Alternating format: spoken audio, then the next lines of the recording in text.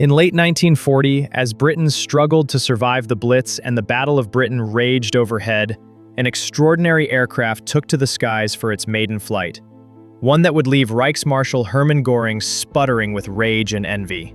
On November 25th, the de Havilland DH-98 prototype lifted off from Hatfield, and what happened next silenced every skeptic who had dismissed Geoffrey de Havilland's radical vision. This twin-engine aircraft, built almost entirely from wood while Britain's finest fighters were constructed from precious aluminum, proceeded to fly faster than the Spitfire Mark II, despite being considerably larger and heavier. The Wooden Wonder, as it would become known, had just announced itself to the world, though the Luftwaffe wouldn't fully comprehend the nightmare they were facing until mosquitoes began appearing over Berlin in broad daylight. Untouchable and unstoppable, mocking Germany's vaunted air defenses with an audacity that drove the Nazi leadership to distraction. Geoffrey de Havilland's proposal seemed absurd to the Air Ministry brass who reviewed it in the late 1930s. Build a bomber entirely from wood? Strip away all defensive armament? Rely solely on speed to survive? And operate with just a two-man crew when contemporary thinking demanded heavily armed bombers with crews of 7 or more? The concept violated every principle of RAF design philosophy, which favored well-armed heavy bombers bristling with machine gun turrets and protected by multiple gunners who could defend against attacking fighters.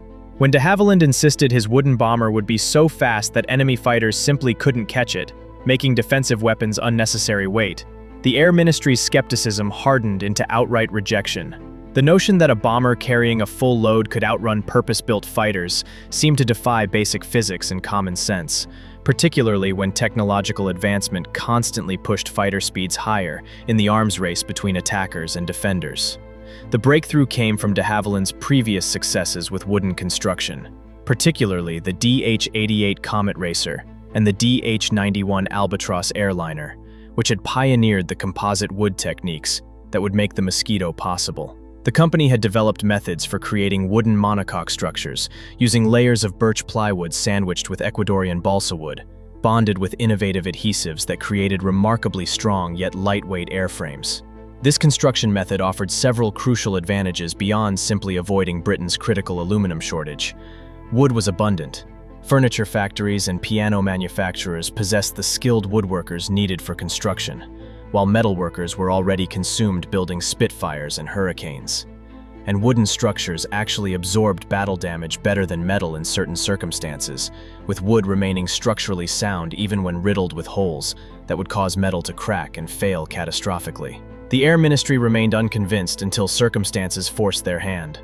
In September 1939, with war declared, the desperate need for every possible aircraft type gave de Havilland another chance to pitch the concept, though resistance persisted throughout 1940.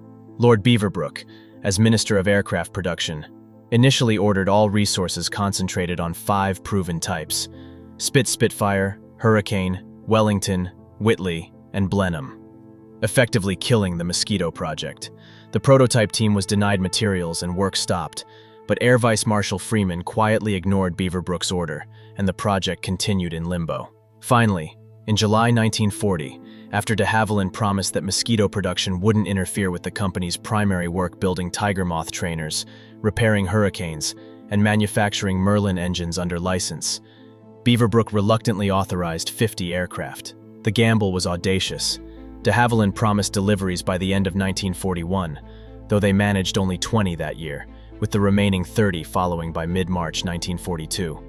As the Mosquito proved itself in British service throughout 1941 and early 1942, becoming one of the fastest operational aircraft in the world and demonstrating remarkable versatility, the need for increased production became urgent.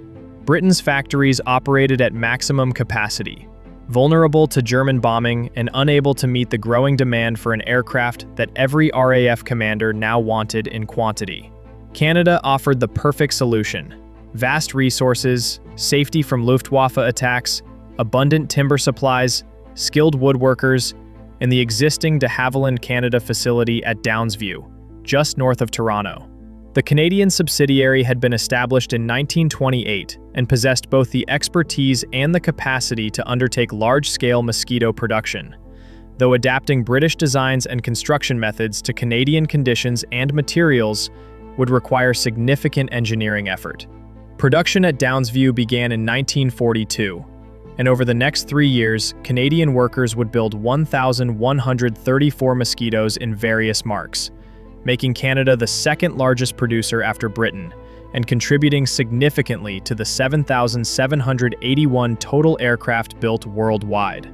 The Canadian-built variants included the B Mark 7 bomber, designed specifically for training in Canada, the B Mark 20 bomber, equivalent to the British Mk4, the FB Mk21 and FB Mk26 fighter bombers with devastating armament packages, and various trainer and reconnaissance models. The Downsview facility employed thousands of workers, many of them women, who took on roles traditionally held by men, fabricating the wooden components with precision that rivaled any furniture craftsman. The construction process involved forming 10mm sheets of Ecuadorian balsa, sandwiched between Canadian birch plywood, inside large concrete molds, with each mold holding half a fuselage that, once dry, received control lines and wiring before the two halves were glued and screwed together, then covered in doped cotton fabric to create a smooth, weather-resistant finish. Canadian Mosquitoes served primarily with the Royal Canadian Air Force for operational training, rather than combat deployment overseas, with 444 aircraft on RCAF strength in various bomber, fighter, and trainer variants from June 1943 to September 1951. However, Canadian-built aircraft also equipped RAF squadrons and were supplied to the United States Army Air Forces, with 40 BMK-20 bombers converted to F-8 photo reconnaissance aircraft for American use. The quality of Canadian construction generally matched British standards, though some early aircraft suffered from workmanship issues, as workers learned the exacting tolerances required for high-speed aircraft construction. One particularly notable Canadian-built Mosquito, KB-161, nicknamed City of Vancouver, became the first Canadian-built aircraft lost in Bomber Command service when it crashed in May 1944, after a marker flare ignited in the bomb bay, killing pilot FOGW Lewis, while navigator FOAJA Woolard managed to bail out with Lewis's help. Despite the aircraft being in a 300-mile-per-hour dive, the Mosquito's operational debut came in photo reconnaissance missions in September 1941, where its combination of high speed and high altitude made interception nearly impossible. But it was the bomber variants that truly demonstrated the aircraft's revolutionary capabilities and drove the Luftwaffe to distraction. In May 1942, the first bombing raids proved spectacularly successful, with Mosquitoes delivering their payloads with remarkable accuracy in low-altitude precision strikes that became the aircraft's signature. The most famous early raid struck the Gestapo headquarters in Oslo on September 26, 1942, when Mosquitoes screamed in at rooftop level to bomb the building with pinpoint accuracy, demonstrating that Nazi officials could be targeted in their own offices with no warning and no defense. This raid was followed by similar precision strikes against targets across occupied Europe, including the legendary attack on Amiens prison that breached the walls and enabled hundreds of French resistance fighters to escape. But nothing infuriated the Nazi leadership more than what happened on January 30th, 1943, the 10th anniversary of Hitler's seizure of power, a day of grand speeches and triumphant propaganda. That morning, Mosquitoes from 105 and 139 squadrons struck Berlin in broad daylight, knocking out the main broadcasting station while Reichsmarschall Hermann Göring was delivering a speech, cutting him off mid-sentence, and plunging Nazi Germany's most important propaganda event into embarrassing silence. A second sortie that afternoon similarly disrupted Propaganda Minister Joseph Goebbels' scheduled address, compounding the humiliation and making clear to the German people and the world that Britain could strike the heart of the Reich at will, in daylight, with impunity. Göring's rage was legendary, and he couldn't contain his fury and envy when addressing German aircraft manufacturers shortly afterward, delivering the famous outburst that perfectly captured the Mosquito's psychological impact. In 1940, I could at least fly as far as Glasgow in most of my aircraft, but not now. It makes me furious when I see the Mosquito. I turn green and yellow with envy. The British, who can afford aluminum better than we can, knock together a beautiful wooden aircraft that every piano factory over there is building, and they give it a speed which they have now increased yet again. The statistics told the story of the Mosquito's superiority with brutal clarity. The aircraft achieved a loss rate of only 0.7%, compared to 2.2% for heavy bombers like the Lancaster and Halifax, meaning Mosquito crews were 3 times more likely to survive their missions. This remarkable survivability came not from armor or defensive weapons, which the aircraft lacked, but from sheer speed and maneuverability that made interception extraordinarily difficult. A Mosquito could fly to Germany, drop a 4,000-pound cookie bomb, return to Britain, refuel and rearm, fly back to Germany, drop another bomb, and return home before the last of the heavy bombers from a concurrent raid had even landed. The efficiency was staggering. Mosquitoes dropped twice as much explosive tonnage per aircraft lost as heavy bombers, and did so with 2-man crews rather than 7, meaning each loss cost far fewer trained aircrew lives. While Mosquito bombers were making daylight raids over Germany, other variants were revolutionizing night fighting and creating what German pilots came to call Mosquito Schreck, Mosquito Terror. The NF Mark II night fighter variant, equipped with airborne radar and entering service in August 1942, proved devastatingly effective against German bombers attacking Britain. With excellent radar, blistering speed, and powerful armament consisting of 4 20mm cannons and 4 machine guns, the Mosquito night fighter became the scourge of the Luftwaffe's bomber force.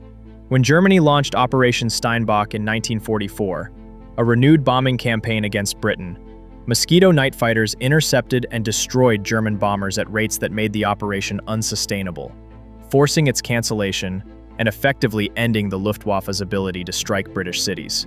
The Mosquito's role evolved further as night fighter units began conducting intruder missions over occupied Europe, actively hunting German aircraft over their own airfields and shooting them down as they attempted to land or take off.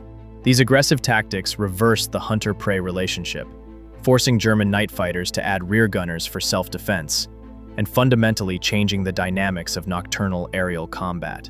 Mosquito intruders became such a threat that Göring ordered the formation of special Luftwaffe units, Jagdgeschwader 25 and Jagdgeschwader 50, specifically to combat Mosquito attacks. Though these units, little more than glorified squadrons, proved unsuccessful against the elusive RAF aircraft. The Germans even attempted to develop their own wooden night fighter, the TA-154, designated Mosquito, in direct acknowledgement of what they were trying to counter.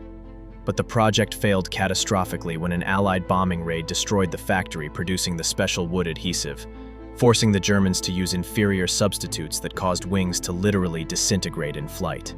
The photo reconnaissance Mosquitoes, stripped of all armament and bomb-carrying equipment to maximize speed and altitude performance, became virtually unstoppable intelligence-gathering platforms that penetrated deep into German airspace to photograph strategic targets.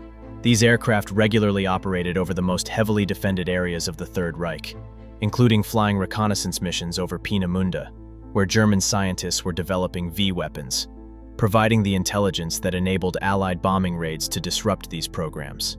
The reconnaissance Mosquitoes flew so high and so fast that German fighters rarely managed interceptions. And when they did, the Mosquito could often simply accelerate away from pursuit.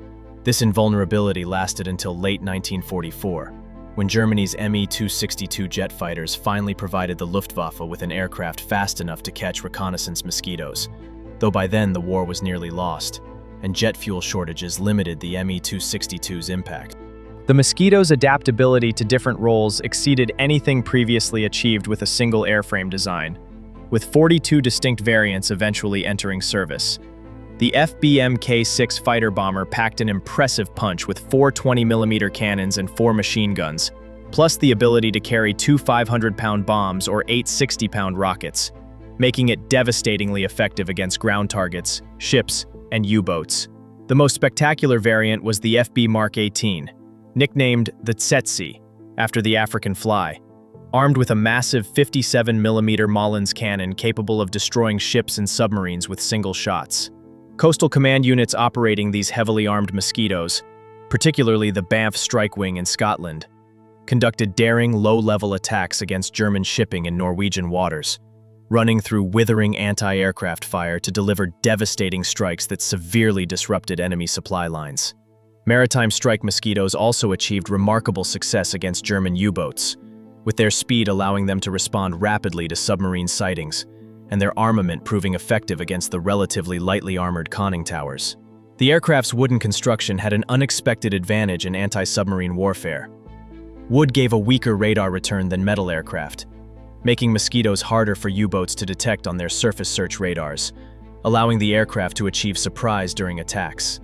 Mosquito crews flying maritime patrol missions shot down 486 V-1 flying bombs over Britain, one of the few aircraft fast enough to catch the jet-propelled cruise missiles, and their success in this role saved countless British civilian lives during the V-weapon campaign. British Overseas Airways Corporation even used unarmed Mosquito transports to maintain communications with neutral Sweden throughout the war, flying through German-controlled airspace at speeds that made interception nearly impossible, while carrying high-value cargo like Swedish ball bearings desperately needed for British war production. Passengers, when carried, rode in the bomb bay in distinctly uncomfortable conditions, but the service provided the fastest and most secure link between Britain and Sweden available during the war years. This civilian use of military aircraft demonstrated the Mosquito's remarkable range and reliability, with BOAC Mosquitoes maintaining regular schedules despite flying through some of the most dangerous airspace in Europe. Canadian aircrew distinguished themselves flying Mosquitoes in combat, with pilots like Russell "Russ" Bannock becoming aces while flying intruder missions over Europe with 418 and 406 Squadrons RCAF. Bannock joined 418 Squadron in June 1944, flying Mosquito Mk6 fighter bombers on nighttime intruder missions that targeted German airfields, railways, and transportation networks, earning the Distinguished Service Order and Distinguished Flying Cross with Bar for his aggressive and highly successful operations. Canadian Mosquito crews participated in some of the war's most dangerous missions, including the intensive campaigns supporting the D-Day invasion and subsequent operations that harassed German forces attempting to reinforce or withdraw from Normandy. The two-man crews developed extraordinary teamwork, with pilot and navigator working in perfect coordination during low-level attacks that required split-second timing and nerves of steel. One particular Mosquito achieved legendary status.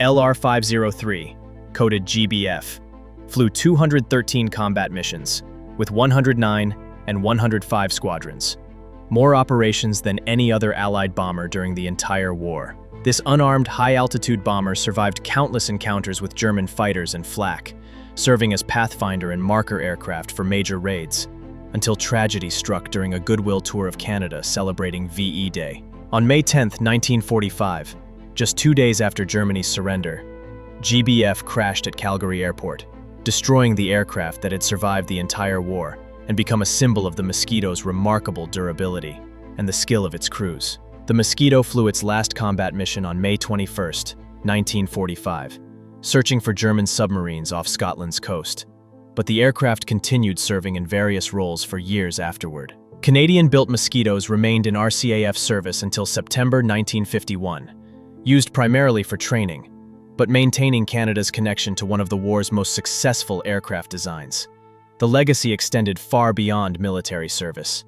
The Mosquito proved that innovative thinking and willingness to challenge conventional wisdom could produce revolutionary results, that lighter and faster could defeat heavier and more heavily armed, and that materials dismissed as obsolete could be transformed into cutting-edge technology through clever engineering and skilled craftsmanship. The aircraft demonstrated that Canada could not only build complex, high-performance aircraft, but build them well, establishing Canadian aerospace manufacturing credibility that would support the industry for decades to come. The 7,781 Mosquitoes built worldwide, including Canada's 1,134 aircraft from the Downsview plant, represented one of the Second World War's most remarkable success stories.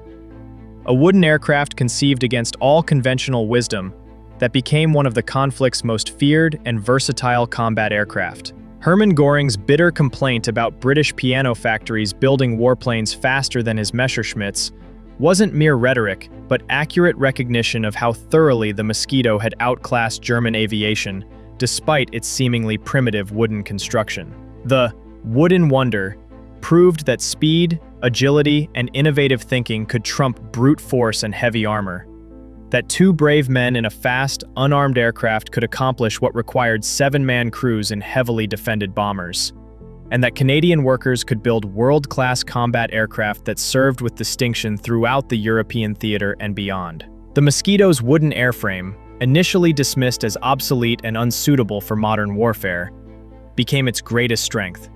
Light enough to achieve unprecedented speed, strong enough to absorb tremendous battle damage, simple enough to build quickly in widely distributed factories, and radar transparent enough to reduce detection ranges. Stories of battle-damaged Mosquitoes returning to base with massive holes in their wooden structures, quickly repaired using cigar boxes, tea chests, and even coffin wood by resourceful ground crews, became legendary and demonstrated the practical advantages of wooden construction in combat conditions. The aircraft proved capable of single-engine flight even with a full bomb load, a capability almost unique among twin-engine combat aircraft, and one that saved countless crews when flak or fighters knocked out one engine. Today, only a handful of airworthy Mosquitoes survive, treasured by museums and collectors who recognize the aircraft's historical significance and remarkable capabilities. The Mosquito story resonates because it represents the triumph of innovation over convention, the power of speed and agility over armor and firepower, and Canada's crucial contribution to Allied victory through both manufacturing prowess and the courage of the Canadian aircrew who flew these remarkable wooden warriors into the most dangerous skies of the Second World War. When Göring turned green and yellow with envy, watching Mosquitoes operate with impunity over Germany, he was witnessing not just an aircraft, but a philosophy that sometimes the most effective weapon isn't the biggest or most heavily armed, but the one that refuses to fight on the enemy's terms, and instead rewrites the rules of engagement entirely.